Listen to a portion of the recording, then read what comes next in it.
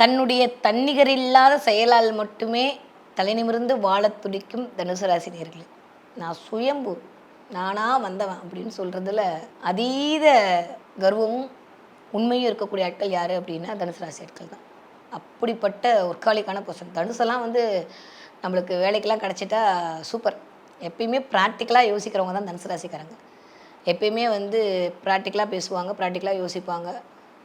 இதுதான் இதுதான் அப்படின்றது அவங்களுக்கு நல்லாவே தெரியும். அப்படிப்பட்ட தனுசு ராசி நேயர்களுக்கு இந்த பறந்திருக்கக்கூடிய புத்தாண்டில் வரவிருக்கக்கூடிய ராகு கேது பயிற்சி என்னவெல்லாம் பண்ண போகிறது, என்ன மாதிரியான மாற்றங்கள் எல்லாம் நிகழ காத்திருக்கிறது அப்படின்னு சொல்லி பார்த்தோம் அப்படின்னா, 3ல் ராகு 9ல் கேது. சூப்பர்ல, எக்ஸ்ட்ராடனரி டைம் பீரியட். முயற்சி ஸ்தானத்தில் ராகு அமரும்போது முயற்சியெல்லாம் பிரம்மாண்டமாக இருக்க போகுது. 10க்கு குருவோட பார்வை வேற. சூப்பரான சுப முயற்சிகள்லாம் மேற்கொள்ள போகிறீங்க. தொட்டதெல்லாம் தொடங்க போகிறது. திட்டமிட்ட காரியங்கள் அனைத்தும் பலித்தமாக போகுது. இது வரைக்கும் நீங்கள் போட்ட பிளான், யாராவது பிளான் போட்டு கொடுத்து அதுக்கு இயங்கிட்டு இருந்த நீங்கள் இனிமேல் நீங்கள் பிளான் போட்டு நீங்கள் இயங்க போகிறீங்க, அதில் சக்ஸஸ் ஆக போகிறீங்க. மற்றவங்களாம் பார்த்து வியக்க போகிறாங்க. இது வரைக்கும் ஒரு இடத்துல அடைஞ்சிட்டு இருந்த நீங்கள் அப்படியே எந்திரிச்சு வெளியில் வர போகிறீங்க. பிரம்மாண்டமான வெற்றி காத்திருக்கிறது. பிரம்மாண்டமான திட்டமிடல், பிரம்மாண்டமான வளர்ச்சி, எல்லாமே பிரம்மாண்டமாக இருக்குது. சூப்பராக இருக்குங்க.